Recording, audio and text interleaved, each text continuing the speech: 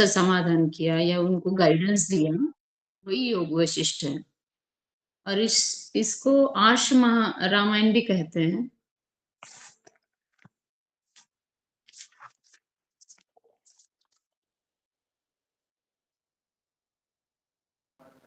Okay, बहुत बढ़िया ज्योति ma'am. ठीक, ओके सौरभ जी आप कुछ बोलना चाह रहे थे?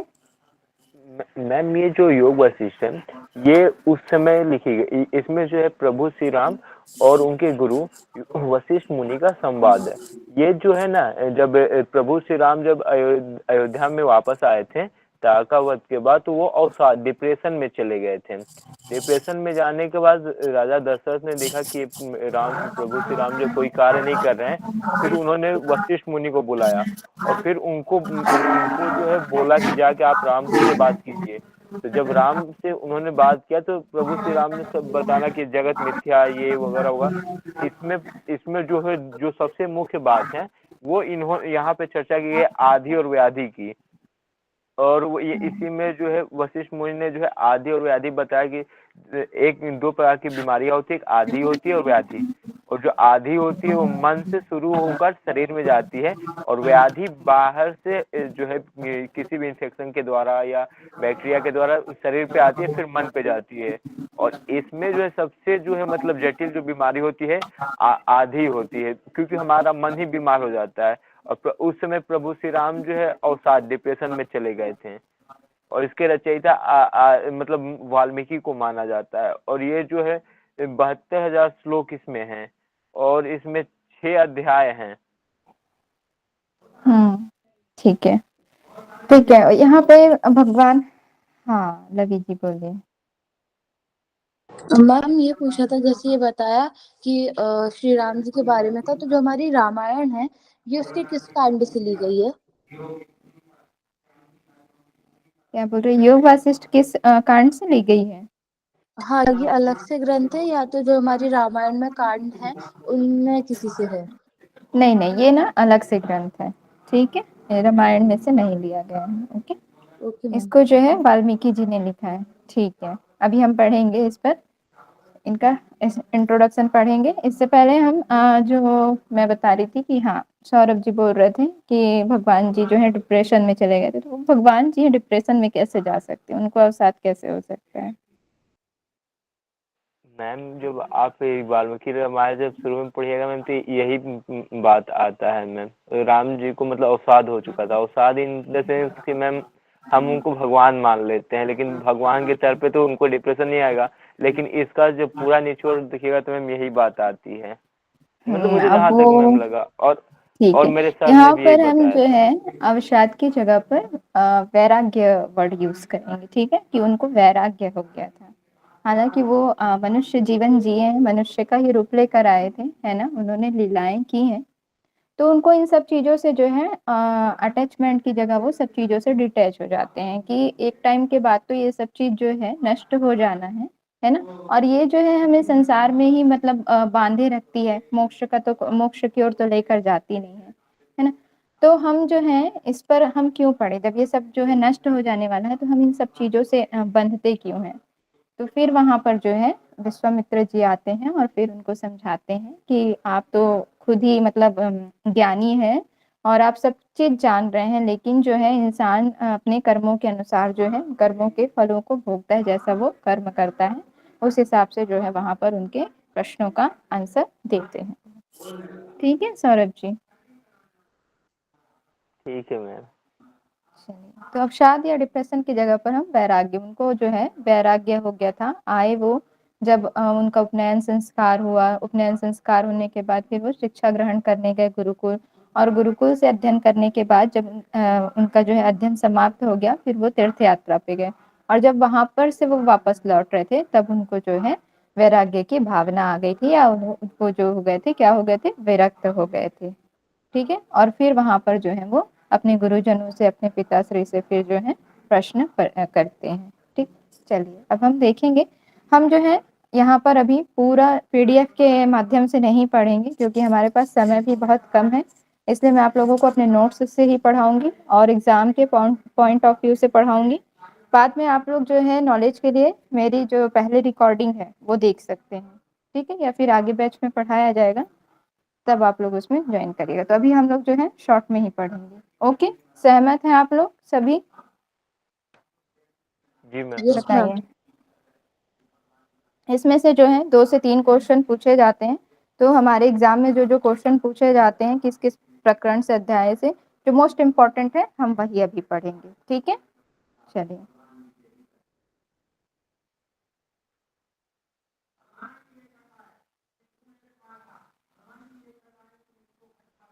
स्क्रीन प्रेजेंट हो रही है क्या, बताइएगा।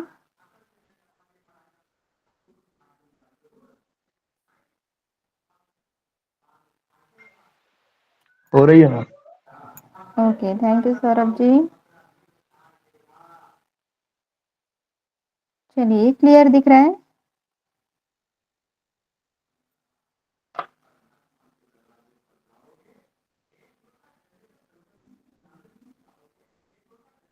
ओके, आप लोग को डिटेल में अगर कहीं पर अगर ना समझ आए तो आप जो मेरी पहले की रिकॉर्डिंग है वो देखिएगा।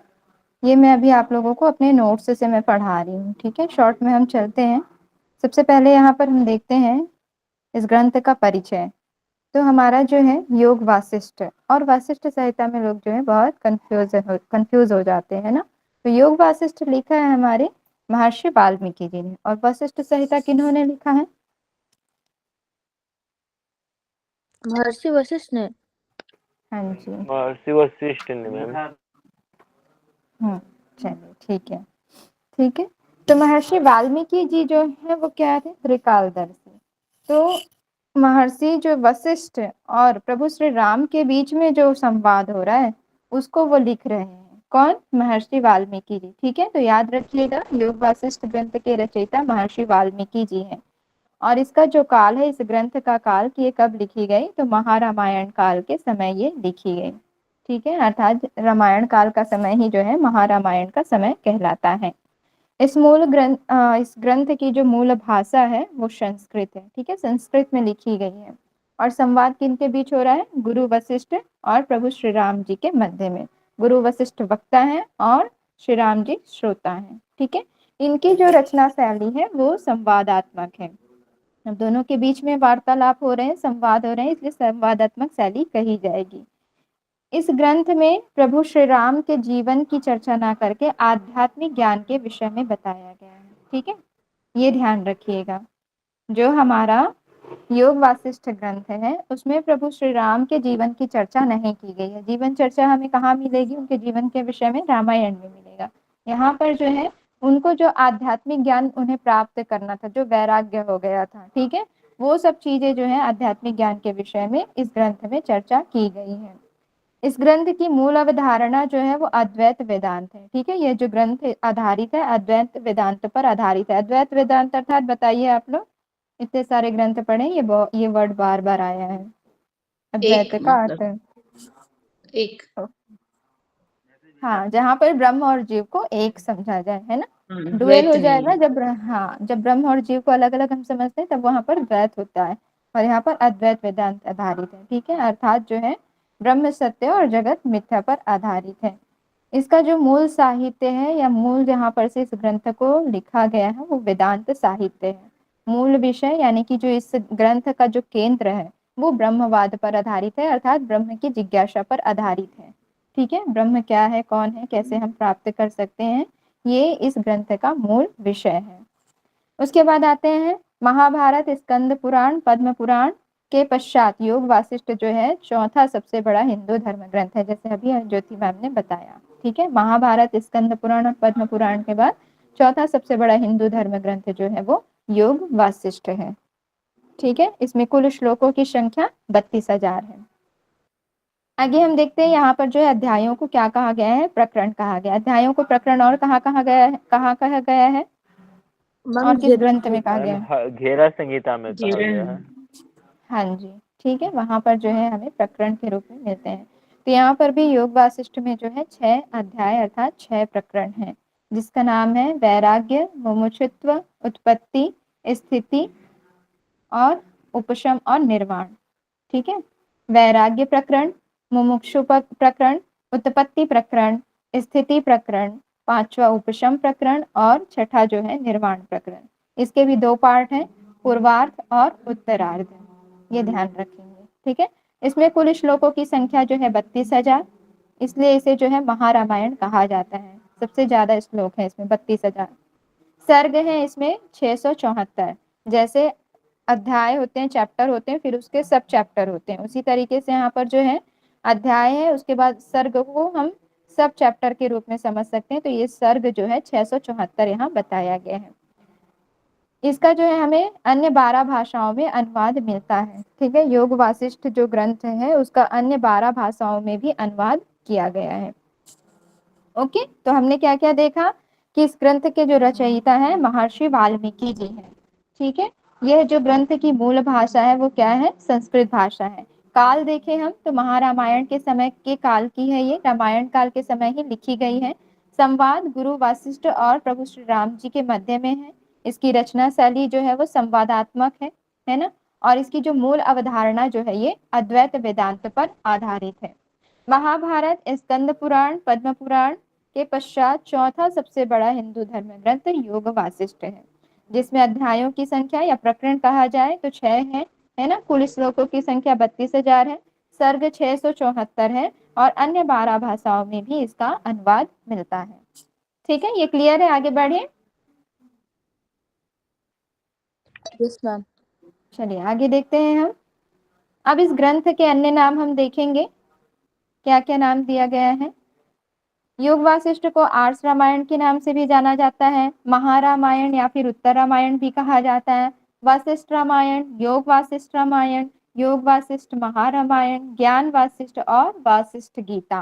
ठीक है, इतने सारे जो है इस ग्रंथ के नाम है। क्या क्या, आर्ष रामायण, महारामायण, उत्तर रामायण, वशिष्ठ रामायण, योग वासिष्ठ रामायण, योग वासिष्ठ महारामायण, ज्ञान वासिष्ठ और वासिष्ठ गीता। ये आप लोग अच्छे से याद रख लीजिएगा, इसे कभी कभी पूछा भी जाता है। ठीक है, मोक्ष प्राप्त करने का एक ही यहाँ पर जो है मार्ग बताया गया है, वो मोह का नाश है। ठीक है, यहाँ पर जो है कहा गया है कि मोक्ष प्राप्त करना है, अगर आपको मोक्ष प्राप्त करना है तो आपको मोह का नाश करना पड़ेगा। यानी कि जो लोभ, क्रोध, मोह, माया है, इन सब से आपको डिटैच होना पड़ेगा, है ना। तभी जो है आप मोक्ष को प्राप्त कर सकते हैं। इसके अतिरिक्त कोई दूसरा मार्ग नहीं है। जब तक आप मोह का नाश नहीं करेंगे तब तक जो है आप ब्रह्म को प्राप्त नहीं कर सकते। फिर यहाँ पर ऋषि भारद्वाज जी ने मोक्ष प्राप्ति के लिए, यहाँ पर जो है ऋषि भारद्वाज से भी जो प्रश्न किए गए हैं कि मोक्ष प्राप्ति के क्या क्या मार्ग हैं, उन प्रश्नों का भी यहाँ पर वर्णन किया गया है। ठीक है, उसके बाद यहाँ बताया गया है कि इस जो ग्रंथ का केंद्र बिंदु है वो ब्रह्म है। हमने पहले भी पढ़ा है ना। पहली वाली स्लाइड में हमने देखा कि इस जो है मूल विषय जो है क्या है, ब्रह्म पर ये आधारित है। फिर यहाँ पर बताया गया कि सृष्टि की रचना कैसे हुई है। तो सृष्टि की रचना कैसे हुई, ब्रह्म में शांति और स्पंदन होने पर। ठीक है, एक जैसे कि क्या होता है, वायु का गोला होता है और उस गोले के फूटने से फिर क्या होती है, पृथ्वी की उत्पत्ति होती है, सृष्टि की रचना होती है। उसी प्रकार से यहाँ पर भी ब्रह्म में शांति हुई और स्पंदन हुआ। ठीक है, फ्लटर हुआ उसमें, उसके पश्चात जो है सृष्टि की रचना हो गई। उसके बाद आगे आते हैं लघु योग वासिष्ठ। अब यहाँ पर लघु योग वासिष्ठ के बारे में बताया जा रहा है कि योग वासिष्ठ से भी एक लघु योग वासिष्ठ है जिसे अभिनंदन गौड़ जी ने लिखा है। इसमें श्लोकों की संख्या जो है 6,000 बताई गई है, लगभग 6,000 के आसपास इसमें श्लोक बताया गया है। ठीक है, ये याद रखिएगा, लघु योग वासिष्ठ किसने लिखा है, अभिनंदन गौड़ जी ने, और श्लोकों की संख्या इसमें जो है 6,000 है। फिर आगे यहाँ पर देखते हैं, जिस प्रकार कर्म योगियों के लिए श्रीमद् भगवत गीता को जो है इम्पोर्टेंस दिया गया है, या कहा जाता है कि जो कर्म योगी है उनके लिए श्रीमद् भगवत गीता महत्वपूर्ण है, उसी प्रकार ज्ञान योगियों के लिए योग वासिष्ठ की चर्चा की गई है, या ज्ञान योगियों के लिए जो है योग वासिष्ठ महत्वपूर्ण है। ठीक है, उसके पश्चात यहाँ पर देखेंगे कि इसके अतिरिक्त इसमें और कौन कौन सी टीकाएं लिखी गई हैं। तो टीका कौन कौन सी लिखी गई है, 4 टीकाएं लिखी गई हैं। पहला है वशिष्ठ रामायण। ठीक है, इसे किसने लिखा है, चंद्रिका ने लिखा है। आद्वारायण नरिहर के पुत्र चंद्रिका ने लिखा है। ठीक है, रामायण चंद्रिका ने। एक सेकंड,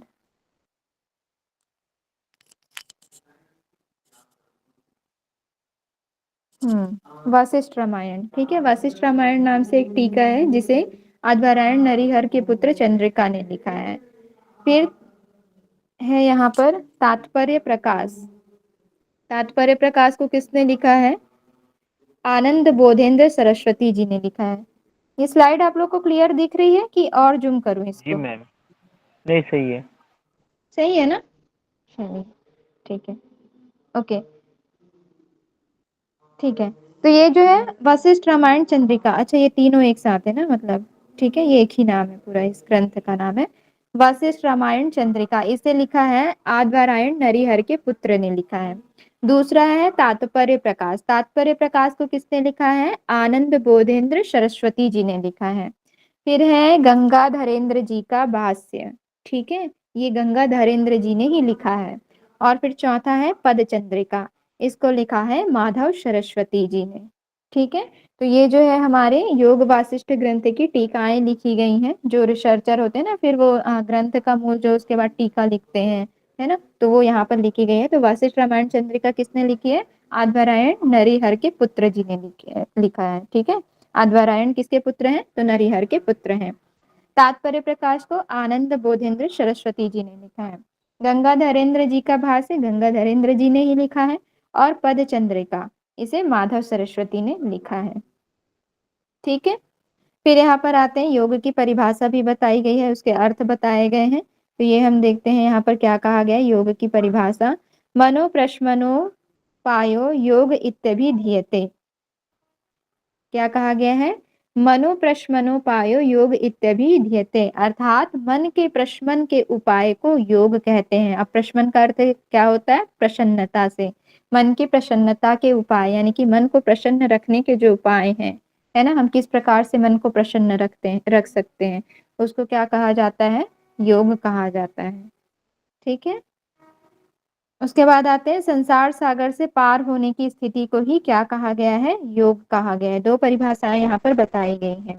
एक तो पहला कहा गया है मनः प्रश्मनो पायो योग इत्यभिधीयते, ये हमारे जो है उत्पत्ति प्रकरण में आएगा, ठीक है, ये भी आप लोग याद रख लेंगे। उत्पत्ति प्रकरण जो है तीसरा चैप्टर हो गया, तीसरे चैप्टर का 9वां सर्ग का 32वां श्लोक, इस तरीके से याद रखेंगे, ठीक है।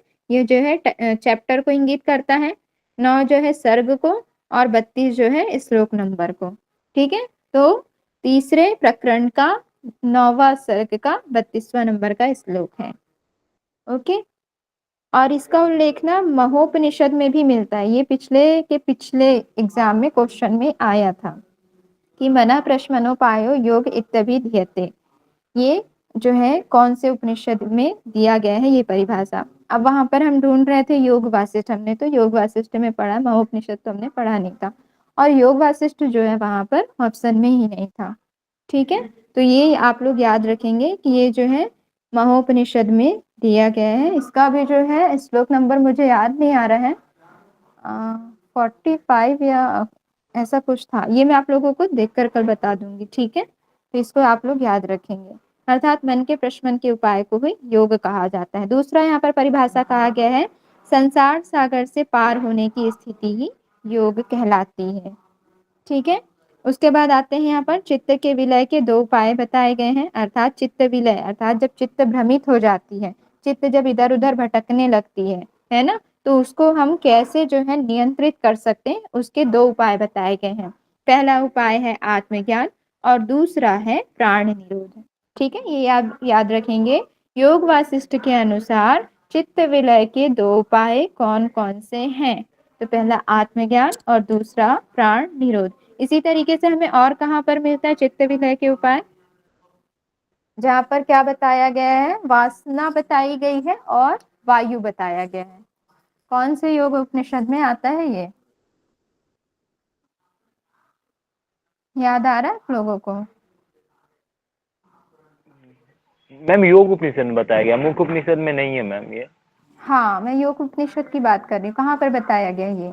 एक तो पहला बताया गया है वासना और दूसरा बताया गया वायु, ही बोला गया है ना वहां पर भी। तो ये कौन से उपनिषद में आता है बताइए? मैम ऑप्शन दीजिए तो बता देंगे मैम। हम्म ऑप्शन देती हूँ मैं, ध्यान बिंदु उपनिषद, नाद बिंदु उपनिषद, योग तत्व उपनिषद, योग कुंडल उपनिषद। लवी जी, मैम ज्योति ये मैम, विजय जी। यो मैम योग योग कुंडली उपनिषद में दिया तत्वोपनिषद। हुआ है। योग कुंडली मैम। ओके, सौरभ जी योग कुंडल बोल रहे हैं, लवी जी योग तत्व योग बोल रहे हैं, तत्व बोला, हाँ। और ज्योति मैम। नहीं मैम कंफर्म नहीं, पर योग कुंडली लग रहा है। ओके, विजय जी। हाँ मैम, विजय योग जी, योग कुंडलिनी है, देखा अभी हाँ मैंने। जी, ठीक है ठीक है। योग कुंडल में वहां पर भी बताया गया ना, चित्त की चंचलता वासना का वायु, कारण। चित्त की हाँ, वहाँ चंचलता, पे चीज की चंचलता का पूरा उल्लेख है मैम योग कुंडली उपनिषद में। ठीक है। चंचलता। ओके ओके, चंचलता और विलय ये ध्यान रखेंगे, है ना। विलय का अर्थ भी वही हो जाता है कि जब चित्त जो है भ्रमित हो जाती है, चंचल हो जाती है, तो उसको हम कैसे नियंत्रित कर सकते हैं। तो यहाँ जो है आत्मज्ञान और प्राण निरोध बोला है, तो प्राण निरोध वही है, वायु को कंट्रोल करना, तो एक ही हो गया। और वहां पर जो है वासना बोला गया और यहाँ पर आत्मज्ञान बोला गया है, ठीक है। रोकने के उपाय हैं, वहां पर जो है चित्त की चंचलता के कारण बताएं कि वासना और वायु जो है उनको ही हमको कंट्रोल करना है, तभी जो है चित्त वहां पर नियंत्रित हो सकती है। और ये चित्त के विलय का उपाय हमें कौन से प्रकरण में मिलेगा, निर्वाण प्रकरण पूर्वार्ध में मिलेगा। अर्थात ये जो निर्वाण प्रकरण है वो कौन से नंबर का प्रकरण है, 6ठे नंबर का, ठीक है। चलिए आगे देखते हैं, क्लियर है ये, किसी को कोई डाउट तो नहीं है, आगे बढ़े। Yes, ma'am। चलिए अब हम यहाँ पर डिटेल में देखेंगे जो हमारे प्रकरण हैं, ठीक है। इसको जो है अलग अलग करके हमारे स्लाइड में बताया गया है, पीडीएफ में। आप लोगों के पास तो पीडीएफ होगी ना इसकी, जी मैम। ठीक है, आप उसमें जो है चेक करिएगा, ठीक है। ये मैंने जो है इसको एक टेबल फॉर्म में कन्वर्ट कर दिया है, जो मेन मेन पॉइंट है उसको मैंने यहाँ पे रख दिया है, ओके। चलिए देखते हैं, सबसे पहले हमारा आता है वैराग्य प्रकरण। ये क्लियर है ना स्लाइड, और जूम करूँ क्या, ठीक है। क्लियर है मैम। चलिए ठीक है, अब हम यहाँ पर सबसे पहले हमारा जो है प्रकरण देखेंगे, तो 6 प्रकरण है यहाँ पर, कौन कौन सा। पहला है वैराग्य प्रकरण, दूसरा है मुमुक्षु व्यवहार प्रकरण, तीसरा है उत्पत्ति प्रकरण, चौथा है स्थिति प्रकरण, पांचवा है उपसम प्रकरण, और छठवा है निर्वाण प्रकरण। इसके भी दो जो है भाग डिवाइड है, पहला है पूर्वार्ध और दूसरा है उत्तरार्ध। और ये जो 6 प्रकरण है वो आपस में एक दूसरे से कनेक्टेड है, ठीक है। वैराग्य होगा तभी हम जो है मुमुक्षुत्व की कामना करेंगे, मुमुक्षु की कामना करेंगे तो हम जो है उसके मोक्ष को प्राप्त करने के जो माध्यम है, साधन है, जो रास्ते हैं, वो हम कैसे जानेंगे, तो वो उत्पत्ति प्रकरण में बताया गया है। अब हम रास्ते जान गए तो हमारी स्थिति कैसी होनी चाहिए, वो स्थिति प्रकरण में बताया गया है। फिर जब हम उस स्थिति को प्राप्त करने के लिए आगे बढ़ेंगे तो कोई ना कोई बाधाएं आएंगी, तो उन बाधाओं को हमको दूर कैसे करना है, वो उपसम प्रकरण में बताया गया है। उसके बाद जब हम उन बाधाओं को दूर कर लेंगे तो हम निर्वाण को कैसे प्राप्त कर सकते हैं, वो निर्वाण प्रकरण में बताया गया है। इस प्रकार से जो है 6 के 6 आपस में एक दूसरे से कनेक्टेड है, ठीक है। तो अब हम यहाँ पर सबसे पहले देखते हैं हमारा जो आता है वैराग्य प्रकरण। अब वैराग्य प्रकरण में क्या होता है कि यहाँ पर जो है सबसे पहले वैराग्य की चर्चा की गई है, ठीक है। वैराग्य का जो है व्यक्ति को विचार आता है, कैसे विचार आता है, जब व्यक्ति जो है मोह माया लोभ क्रोध काम वासना इस सब में बंध जाता है, ठीक है। और इन सब बंधनों में बंधने के बाद और इन चीजों को भोगने के बाद अंत में भी उसे अपूर्णता का भान होता है। अब अपूर्णता का भान कैसे होता है कि ये सब चीज तो इसने भोग लिया, क्या, मोह माया, है ना। मोह कैसे कि जो है हम अपने रिश्तों से अटैच हो जाते हैं, है ना। सबसे ज्यादा मोह किससे होता है, अपने परिवार से मोह होता है ना। अगर किसी की शादी हो गई तो उसको अपने जो है पत्नी से बच्चे से मोह होता है, माता पिता से वो मतलब अटैच रहता है, ठीक है। माया, माया तो कैसे, पैसे, पैसों से बोले तो पहले तो पैसा आए, फिर घर आए, घर के बाद गाड़ी आ जाए, इस तरीके से जो है उसके माया और लोभ दोनों साथ साथ बढ़ते जाते हैं, ठीक है। फिर क्या बोलते हैं, कुछ चीजें पूरी नहीं हो रही हैं या कुछ चीज से जो है जो हमारे डिजायर है वो फुलफिल नहीं हो पा रहे हैं, तो उसकी वजह से क्रोध भी आता है ना। और उन चीजों को प्राप्त करने के लिए जो है काम वासना ये सारी चीजें इच्छाएं जो है जागती रहती हैं।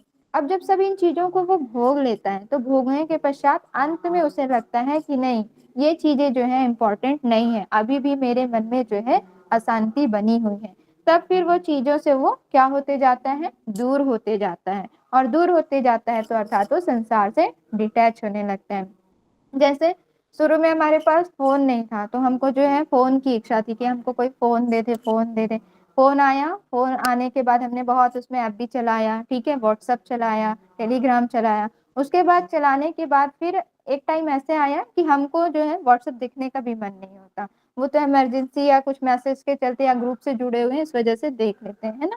तो क्या हो गया, पहले तो हमको जो है उसमें आसक्ति आई, उसको पाने की कामना जागी, प्राप्त कर लिया, यूज कर लिया। और यूज करने के बाद एक बार ऐसा मन हुआ कि अब हमको जो है यूज करने, उसके तरफ देखने का भी मन नहीं होता। तो धीरे धीरे हम फोन से भी क्या होने लगे, डिटैच होने लगे। उसी तरीके से मनुष्य जो है सब चीजों को प्राप्त कर लेने के पश्चात उसे कुछ ना कुछ कमी होती है और उस कमी के पश्चात वो जो है धीरे धीरे संसार से विरक्त होने लगता है और परमात्मा को जानने की ओर बढ़ने लगता है कि ये सब जो है एक समय के बाद नष्ट हो जाना है। हमारा जो एक्चुअल में जो लक्ष्य है वो क्या है, परमात्मा है। उनके शरण में ही जाकर हमें जो है शांति मिलेगी। इस तरीके से जो है वैराग्य प्रकरण में वैराग्य के थ्रू जो है उसे धीरे धीरे जो है उसके मन में विचार आने लगता है, ठीक है। और वो फिर वैराग्य से आगे बढ़ने लगता है। तो यही बताया गया है कि सबसे पहले इस प्रकरण में क्या आता है, वैराग्य का विचार आता है। वैराग्य का विचार आने के पश्चात क्या होता है, मोह माया क्रोध लोभ इस सबसे वो बंधे रहता है। और धीरे धीरे फिर जब इन चीजों को भोगने लगता है तो उसे अपूर्णता का भान होने लगता है, अर्थात मेरे जीवन में अभी भी कुछ ना कुछ कमी है, इस तरीके से उसके मन में विचार आने लगते हैं। और फिर व्यक्ति क्या होता है, धीरे धीरे संसार से डिटैच होने लगता है। डिटैच होने के पश्चात फिर वो क्या करता है, आगे मोक्ष की कामना करने लगता है। तो अब मोक्ष की कामना वो किस में करेगा, मुमुक्षु व्यवहार प्रकरण में करेगा। तो ये हम देखेंगे अब दूसरा हमारा मुमुक्षु व्यवहार प्रकरण, ठीक है। तो ये वैराग्य प्रकरण समझ आया पहला कि एक बार और बताऊं। मैम आ गया समझ। ओके, अब हम आते हैं मुमुक्षु व्यवहार प्रकरण में।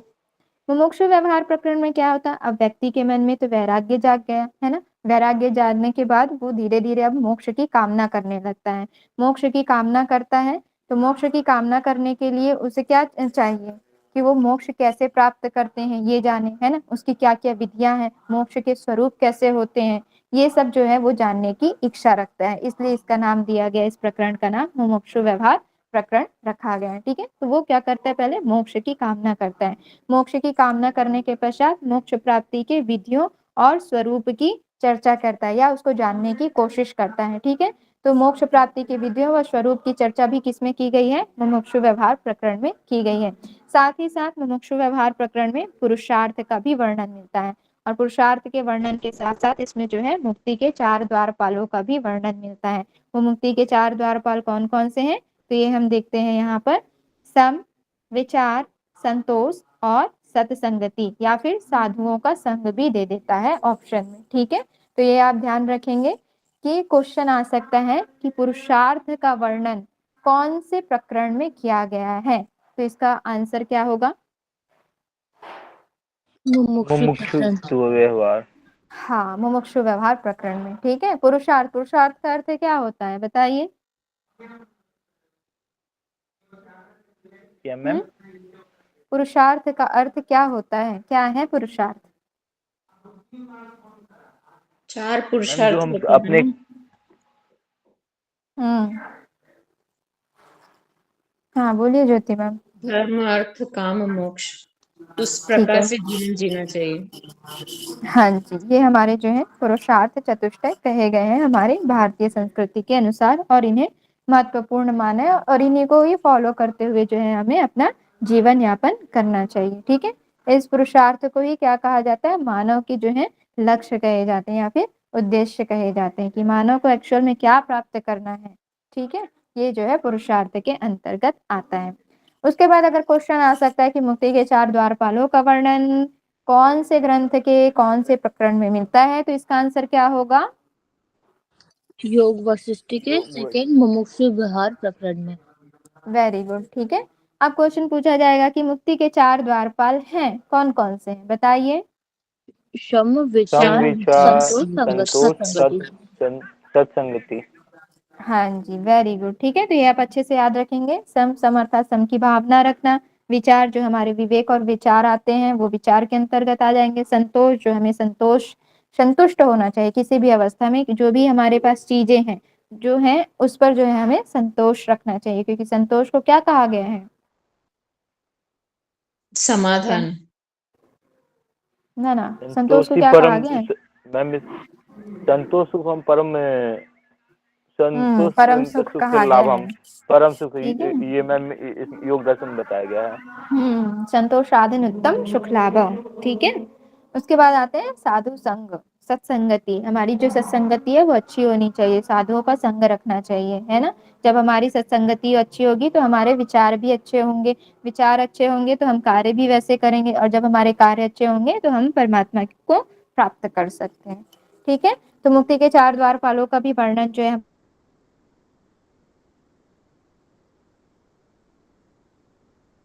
हमारे मुमुक्षु व्यवहार और आख्यान, अर्थात आचार्य शुक्ल के द्वारा जो बातें कही गई हैं, या उनके द्वारा जो मुख्य महत्वपूर्ण बातें जो कही गई हैं वो भी जो है मुमुक्षु व्यवहार प्रकरण में बताया गया है। ठीक है। तो इस तरीके से आप ध्यान रखेंगे कि मुमुक्षु व्यवहार प्रकरण में क्या करता है, व्यक्ति जो है मोक्ष की कामना करता है। मोक्ष की कामना करने के पश्चात वो मोक्ष प्राप्ति की विधियों और स्वरूप को जानने की कोशिश करता है। ठीक है। फिर साथ में जो है मुमुक्षु व्यवहार प्रकरण में पुरुषार्थ का वर्णन मिलता है, मुक्ति के 4 द्वारपालों का वर्णन मिलता है, साम विचार, संतोष और सत्संगति, और आचार्य शुक्ल का आख्यान भी जो है उसका वर्णन भी हमें जो है मुमुक्षु व्यवहार प्रकरण में मिलता है। ठीक है। तो ये हो गया, पहला था हमारा हाँ मैम, ये बोलिए। आख्यान शब्द क्या होगा? मतलब व्याख्यान से बना है क्या? कि मतलब मैं अपने इस बात, आख्यान इस जो होते पॉइंट हैं पे ना, विचार हाँ, रखूंगा। जो आख्यान मतलब जो उनकी बातें हैं वो थोड़े छोटे छोटे स्टोरी फॉर्म में कही जाती हैं, उनको कहा जाता है आख्यान या व्याख्यान। जो हमारे ऋषिगण हैं उनके जो महत्वपूर्ण उपदेश हैं या जो बातें हैं उनको कथाओं के माध्यम से बताना, ठीक है, लोगों में प्रसारित करना। ओके, उसे कहा जाता है आख्यान व्याख्यान। ठीक है सौरभ जी। कथा या जी। कहानी के रूप में जो हम शॉर्ट स्टोरी सुनते हैं ना, कि बताइए इस कहानी से आपको क्या शिक्षा मिली, उसी तरीके से। तो बड़े शब्दों में या बड़े रूप में ना कहकर छोटे छोटे कथा या कहानी के रूप में ही कहना, उसे कहा जाता है आख्यान। ठीक है। आगे पढ़ेंगे हम कि आचार्य शुक्ल का क्या आख्यान था। ठीक है, चलिए आगे देखते हैं। अब हम, हमारा तीसरा प्रकरण आता है उत्पत्ति प्रकरण। तो सबसे पहले हमने देखा वैराग्य प्रकरण। वैराग्य में हमें क्या हुआ, वैराग्य का विचार आया है, वैराग्य की इच्छा जागी। वैराग्य की इच्छा जागने के बाद मोक्ष व्यवहार प्रकरण में हमें मोक्ष को प्राप्त करने की कामना जागी। ठीक है। अब उस मोक्ष प्राप्ति के लिए कौन कौन से मार्ग हैं, या किस माध्यम से जो है हम मोक्ष को प्राप्त कर सकते हैं, उसकी चर्चा जो की गई है उत्पत्ति प्रकरण में की गई है। ठीक है। तो अब यहाँ पर देखते हैं, हमारा तीसरा प्रकरण है उत्पत्ति प्रकरण। मोक्ष प्राप्ति के लिए माध्यम जो बताया गया है उत्पत्ति प्रकरण में बताया गया है। उत्पत्ति, तो यहाँ पर जो हम संसार की उत्पत्ति कैसे हुई ये देखेंगे। सृष्टि, और सृष्टि से जो है मन की उत्पत्ति होती है ये कहा गया। तो संसार की उत्पत्ति कैसे होती है यहाँ बताया गया है कि संसार की उत्पत्ति जो है पहले ब्रह्म में शांति हुआ, और फिर उसमें स्पंदन हुआ। स्पंदन होने के पश्चात ही सृष्टि की उत्पत्ति हुई है। पहले हमने देखा है पहली वाली स्लाइड में कि सृष्टि की उत्पत्ति कैसे हुई है। तो क्या हुआ, ब्रह्म में शांति हुआ, और शांति के बाद उसमें स्पंदन हो गया। स्पंदन होने के बाद ही जो है इस सृष्टि की उत्पत्ति हो गई। ठीक है।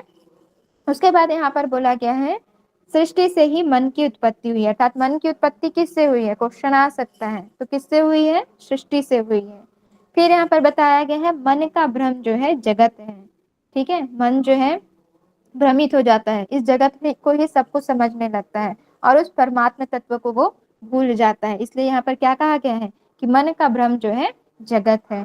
ठीक है। तो 2 क्वेश्चन इससे बनते हैं कि मन की उत्पत्ति कहाँ से हुई है, तो सृष्टि से मन की उत्पत्ति होती है, और मन का भ्रम क्या है, तो मन का भ्रम जो है जगत है। ठीक है। ये 2 क्वेश्चन बन सकते हैं, ये आप ध्यान रखेंगे। उसके बाद फिर आगे यहाँ पर बताया गया है, क्या कहा गया है कि जीव और चित्त एक है। ठीक है। जीव और चित्त एक है। मनोलय शरीर को सत्कर्म में लगाना चाहिए। अब यहाँ पर जो है क्या कहा गया है कि जीव और चित्त एक है। जीव और चित्त एक है अर्थात यहाँ पर कौन सी जो है सिद्धांत को प्रतिपादित कर रहे हैं, कौन से सिद्धांत को बता रहे हैं? मैम अद्वैत। हाँ जी, बहुत बढ़िया। अद- ठीक है, तो जीव और चित्त एक है अर्थात अद्वैत सिद्धांत को यहाँ पर बताया जा रहा है। फिर बोला गया है कि मनोलय शरीर को सत्कर्म में लगाना चाहिए, अर्थात ये जो हमारा शरीर है उसको हम सत्कर्म में लगाएंगे, सत्कर्म में लगाएंगे तभी जो है हम मोक्ष को प्राप्त कर सकते हैं। और साथ ही साथ यहाँ पर जो है जीव की 14 श्रेणियां बताई गई हैं। वो 14 श्रेणियां कौन कौन सी है ये यहाँ पर जो है डिफाइन नहीं किया गया, सिर्फ इतना ही बोला गया कि जीव की 14 श्रेणी का उल्लेख जो है उत्पत्ति प्रकरण में मिलता है। ठीक है, तो एक क्वेश्चन और बन सकता है कि जीव की 14 श्रेणियों का उल्लेख कौन से प्रकरण में किया गया है? तो इसका आंसर हो जाएगा उत्पत्ति प्रकरण। ओके, उसके बाद यहाँ पर जो है क्या कहा गया है, ज्ञान और अज्ञान की जो 7 भूमियां हैं उसका भी वर्णन हमारे जो है उत्पत्ति प्रकरण में मिलता है। ये हमेशा क्वेश्चन में आता है, ज्ञान की कितनी भूमियां हैं, ठीक है, अज्ञान की कितनी भूमियां हैं? तो दोनों की जो है 7 भूमियां हैं। ज्ञान की 7 भूमियां कौन कौन सी हैं? शुभेच्छा, विचारणा, तनुमानसा, सत्वापत्ति, असंशक्ति, पदार्थ भावना और तुर्यगा। इसको आप लोग अच्छे से याद कर लीजिएगा। इसे जो है सीक्वेंस में जमाने के लिए भी आ सकता है, या चार ऑप्शन दे देंगे कि कौन सा है और कौन सा नहीं है करके। ठीक है, अज्ञान की 7 भूमियां ये भी हम आगे देखेंगे। यहाँ पर जो है बताया गया है, और दोनों का उल्लेख, ज्ञान और अज्ञान दोनों की 7 भूमियां बताई गई और दोनों का उल्लेख जो है उत्पत्ति प्रकरण में किया गया है। ठीक है, तो यहाँ पर क्या क्या देखेंगे हम उत्पत्ति प्रकरण में? एक तो सृष्टि की उत्पत्ति का वर्णन मिलता है।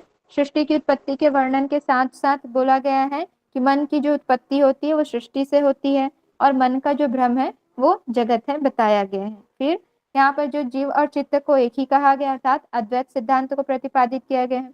मनोलय शरीर को हमेशा सत्कर्म में लगाना चाहिए कहा गया है। और क्या कहा गया है कि जीव की यहाँ पर जो है 14 श्रेणियां बताई गई हैं।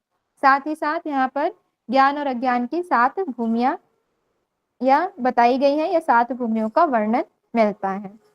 ठीक है, तो इन सब के माध्यम से जो ये क्या हो गए, हम मोक्ष प्राप्ति के माध्यम बताए गए हैं। ओके, जब हम जीव को शरीर को सत्कर्म में लगाएंगे, है ना, तो भी जो है हम ब्रह्म तक पहुंच सकते हैं। ओके, क्लियर है ये? आगे बढ़े चौथे स्थिति प्रकरण पे। चलिए देखते हैं, अब हमारा पहला था वैराग्य प्रकरण, वैराग्य की इच्छा जागी। दूसरे मुमुक्षु व्यवहार प्रकरण में मोक्ष की कामना की। फिर उस मोक्ष को कैसे प्राप्त कर सकते हैं, कौन कौन से उसके साधन है, माध्यम है, ये हमने देखा उत्पत्ति प्रकरण में। अब उस माध्यम को प्राप्त करने के पश्चात संसार में हमारी स्थिति कैसी होनी चाहिए, ठीक है, हम कैसे जो है व्यवहार करेंगे, कैसे जो है हम जीवन यापन करेंगे, तब जो है हम मोक्ष को प्राप्त कर सकते हैं। इसका वर्णन जो किया गया है स्थिति प्रकरण में किया गया है। तो यहाँ पर जो है बताया गया है कि स्थिति हमारी कैसी होनी चाहिए। इस प्रकरण में क्या कहा गया है कि साधक जो है, साधक का जो है निवास कैसा होना चाहिए, उसका रहन सहन कैसा होना चाहिए, ब्रह्म भाव में उसकी स्थिति कैसी होनी चाहिए, है ना। तो ये सब जो है यहाँ पर बताया गया है। रहन सहन, ब्रह्म भाव में इसकी स्थिति कैसी होनी चाहिए, कैसे वो प्रपंचों से, ढोंग आडंबरों से दूर रहे और केवल एक तत्व पर जो है अभ्यास लगाए रखे, अर्थात एक तत्व को प्राप्त करने के लिए साधना करते रहे, तब वो जो है मोक्ष को प्राप्त कर सकता है। फिर यहाँ पर जो है जीव की 3 अवस्थाओं का वर्णन किया गया है, जागृत, स्वप्न, सुषुप्ति। तुर्यगा का भी किया गया है, आगे किया गया है, ठीक है, वहां पर जो है उसको अलग से बताया गया है। तो यहाँ पर ध्यान रखिएगा, जीव की 3 अवस्थाएं बताई गई हैं, जागृत, स्वप्न और सुषुप्ति।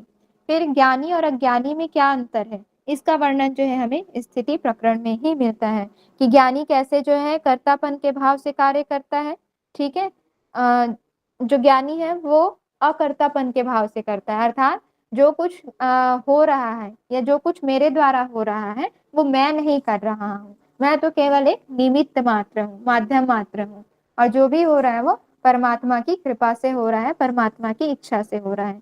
ये ज्ञानी के भाव होंगे।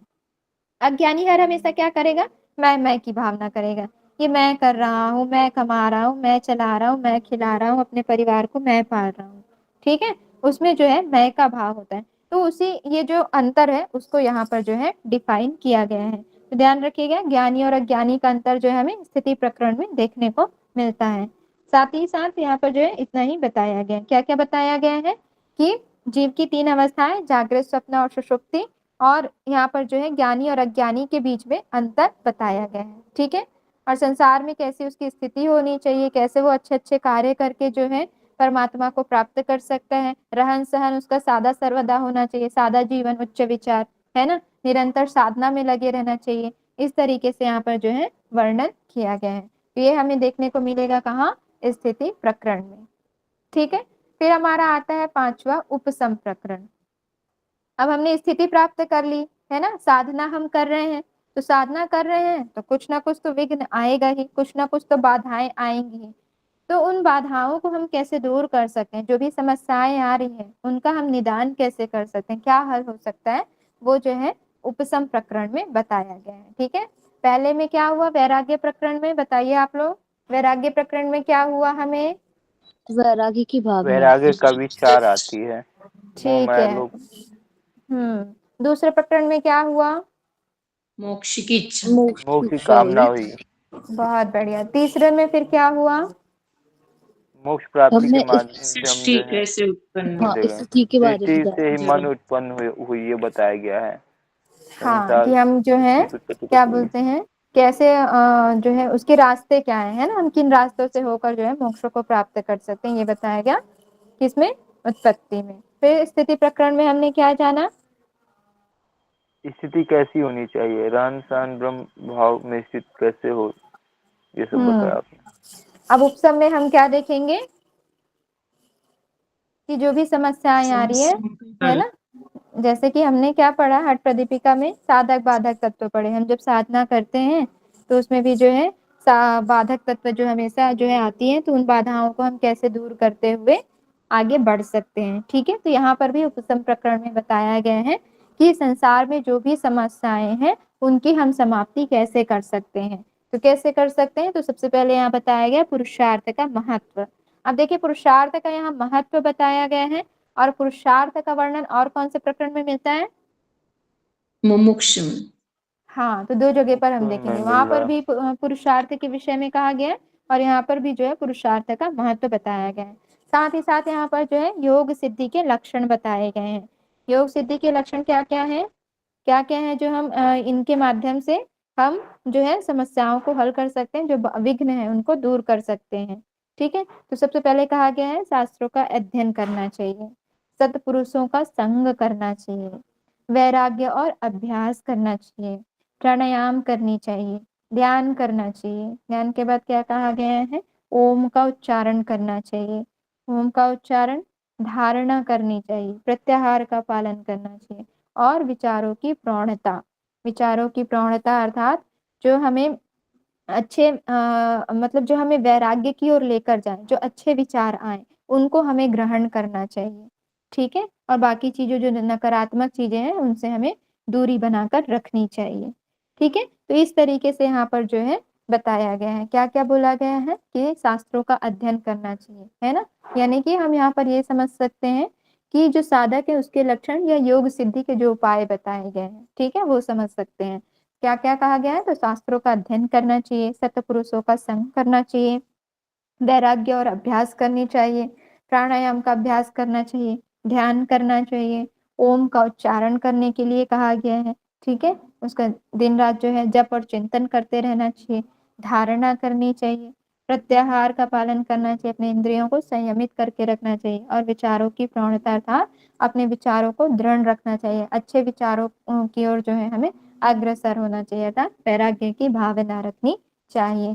ठीक है, ये जो है यहाँ पर उपाय बताए गए हैं कि ये जो समस्याएं हैं उनको हम दूर कर सकते हैं। ओके, फिर आगे हम देखते हैं हमारा जो छठा प्रकरण है, कौन सा आ जाएगा, निर्वाण प्रकरण। निर्वाण प्रकरण में क्या कहा गया है ये हम देखते हैं। तो निर्वाण प्रकरण कितने पार्ट में डिवाइड है, दो। 2 में, कौन कौन से, पूर्वार्ध और उत्तरार्ध। पूर्वार्ध, उत्तरार्ध। पूर्वार्ध और उत्तरार्ध। ठीक है, चलिए अब यहाँ पर देखते हैं हम जीव की 7 भूमियां बताई गई हैं। निर्वाण प्रकरण पूर्वार्ध, अर्थात हम जो है निर्वाण प्राप्त करने की ओर बढ़ रहे हैं। ठीक है, जीव की 14 श्रेणियों का वर्णन कहाँ मिलता है, उत्पत्ति प्रकरण में। उत्पत्ति प्रकरण में मैम। Okay, very good. ठीक है, और यहाँ पर जो है जीव की सप्त भूमियां बताई गई हैं। कौन कौन सी, ये हम देखते हैं। पहला है हमारा श्रवण, मनन, निधिध्यासन, विलापिनी, सुषुप्त रूप, ब्रह्म रूप, और एक हो जाएगा तुर्यगा। ठीक है, ये 7 जो है यहाँ पर भूमियां बताई गई हैं। ज्ञान की और अज्ञान की 7 भूमियों का वर्णन कहाँ मिलता है? हम थर्ड उत्पत्ति प्रकरण में मिलता है मैम। ज्ञान और हाँ अज्ञान की जी, 7 भूमियां बताई गई हैं। ठीक है। तो यहाँ पर ये आप याद रखिएगा कि ये जो है किसकी भूमिया है? जीव की 7 भूमिया। वो ज्ञान और अज्ञान की 7 भूमिया होंगी, ये जीव की सप्त भूमिया। श्रवण, मनन और निधिध्यासन, ये तो आप जानते ही है किसके अंग है? ज्ञान योग के अंग भी आते हैं ना, अंतरंग साधन के अंतर्गत। श्रवण करना, मनन करना और निधिध्यासन करना। फिर आता है विलापिनी। विलापिनी अर्थात ये जो है स्वप्न स्वरूप होता है। फिर आता है सुषुप्त रूप। सुषुप्त रूप के बाद आता है ब्रह्म रूप, और ब्रह्म रूप के बाद आता है तुर्यगा, अर्थात तुर्यातीत हो जाना, एकमात्र जो है ब्रह्म में लीन हो जाना। ठीक है, एक रूप में स्थित हो जाना जो है तुर्यगा अवस्था कहलाती है। ठीक है, तो ये हमारे जो है निर्वाण प्रकरण पूर्वार्ध के अंतर्गत आएगा। इसके अतिरिक्त हमें और क्या देखने को मिलेगा? यहाँ पर चित्त के विनाश का निरूपण बताया गया है कि किस प्रकार से जो है हम अगर इन चीजों को फॉलो नहीं करते हैं, है ना, तो हमें जो है यह चित्त जो है भ्रमित हो जाता है, बार बार जो है चंचल होकर इधर उधर भटकने लगता है। अगर हम उसको संयमित नहीं करेंगे तो उसका एक दिन क्या हो जाएगा? विनाश हो जाएगा। तो चित्त का विनाश यहाँ पर बताया गया है। साथ ही साथ हमें जो है विद्या और अविद्या के बारे में जो है जानने को मिलेगा। तो ये भी ध्यान रखिएगा, विद्या और अविद्या का वर्णन किया गया हमारे निर्वाण प्रकरण पूर्वार्ध में। ये सब क्वेश्चन आता है, पूछा जाता है कि विद्या विद्या का वर्णन कौन से प्रकरण में किया गया है, जीव की सप्त भूमियों का वर्णन कहाँ मिलेगा, है ना, और हमारे ज्ञान की 7 भूमियों का वर्णन कहाँ मिलता है, पुरुषार्थ का वर्णन कहाँ किया गया है।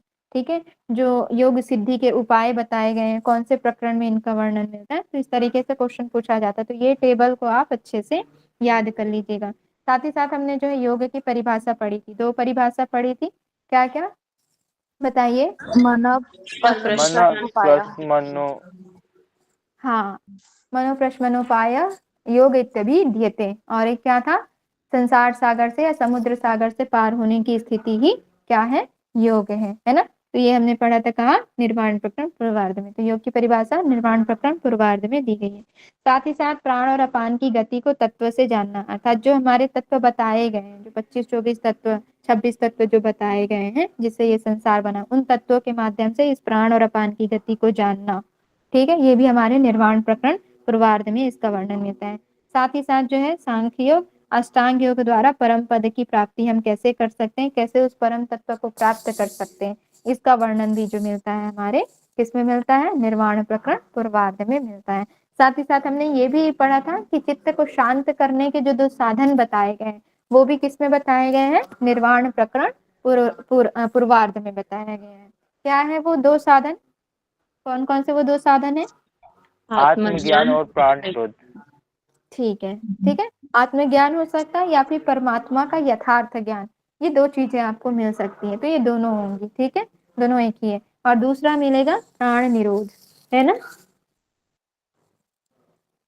ठीक है, तो ये जो है निर्वाण प्रकरण पूर्वार्ध में इसका उल्लेख मिलता है। क्या क्या उल्लेख मिलता है? तो जो जीव की 7 भूमियां हैं, ठीक है, या योग की 7 भूमियां भी आपको मिल सकती हैं। ठीक है, ये भी याद रखिएगा, योग की 7 भूमियां या जीव की 7 भूमियां। तो श्रवण, मनन, निधिध्यासन, विलापिनी, फिर सुषुप्त रूप, ब्रह्म रूप और तुर्यगा, ये 7 जो है क्या बताई गई है? भूमियां बताई गई है।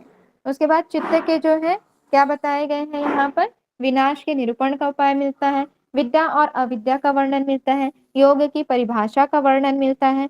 ठीक है, और साथ ही साथ यहाँ पर जो है सांख्य और अष्टांग योग से हम कैसे परम पद की प्राप्ति कर सकते हैं वो भी यहाँ पर बताया गया है। और प्राण अपान की गति को हम तत्व के माध्यम से कैसे जान सकते हैं ये भी यहाँ पर जो है बताया गया है। कौन से प्रकरण में? निर्वाण प्रकरण पूर्वार्ध में। फिर आते हैं हम हमारा जो है लास्ट निर्वाण प्रकरण उत्तरार्ध। इसमें क्या बताया गया है? जीव के स्वरूप व स्वभावों की चर्चा की गई है।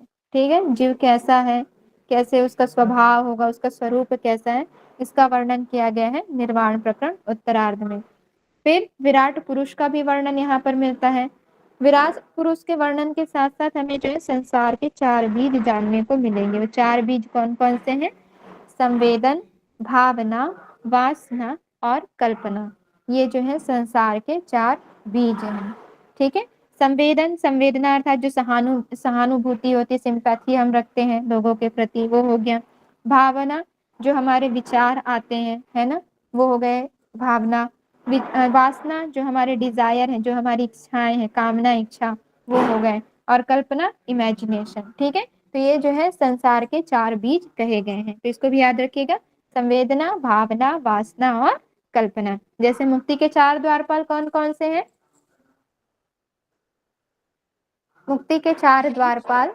क्षम, विचार, हम्म, संगति और संतोष। संतोष। संतोष।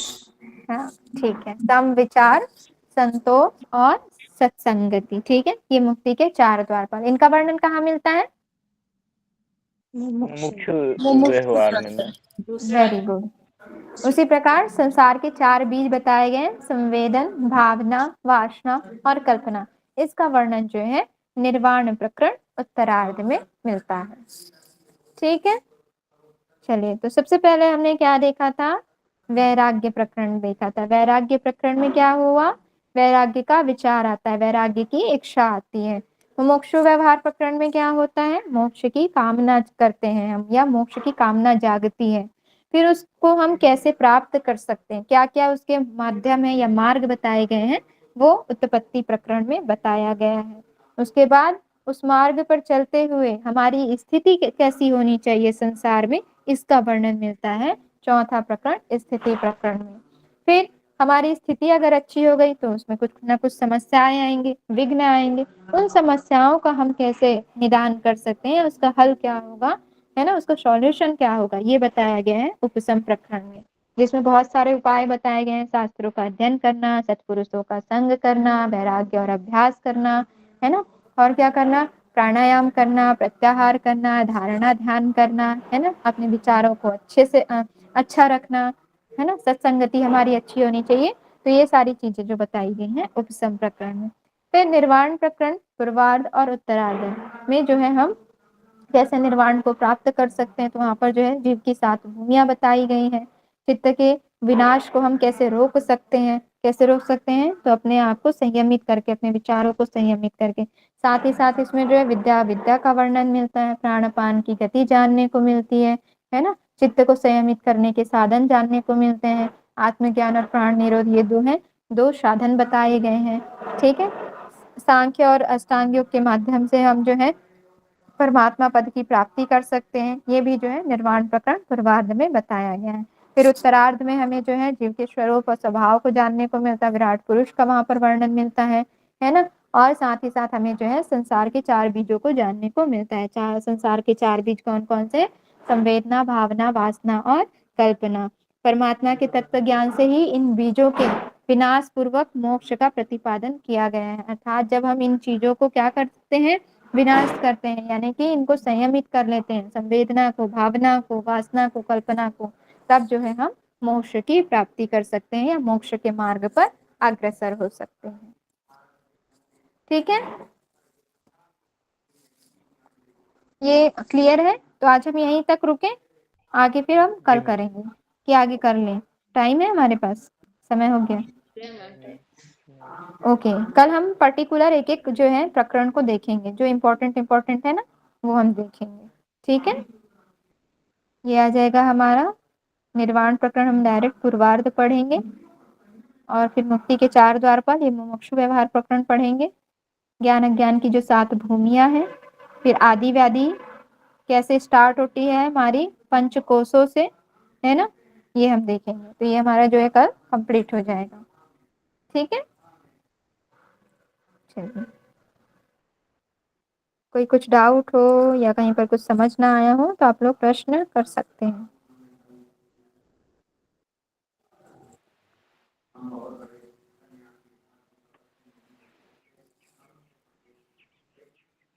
चलिए, तो क्लियर है आप लोगों को? ठीक है, आप लोग जो आज हमने जितना पढ़ा वो आप सब अच्छे से याद कर लीजिएगा, ठीक है? आज ही याद कर लीजिएगा ताकि दोबारा अलग से फिर इसे टाइम ना देना पड़े। ओके, चलिए कमर गर्दन सीधी करें, आंखें सरलता से बंद, मन शांत, गहरी लंबी सांस लेते हुए छोड़ें, पुनः श्वास लेते हुए एक बार ओम का उच्चारण, तत्पश्चात शांति पाठ।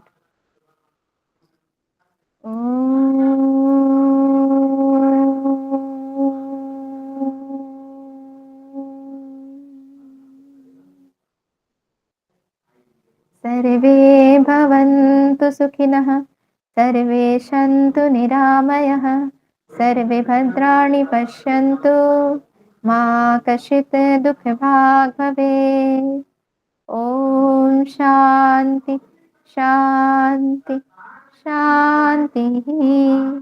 सर्वारिस्तु शान्तिर्भवतु।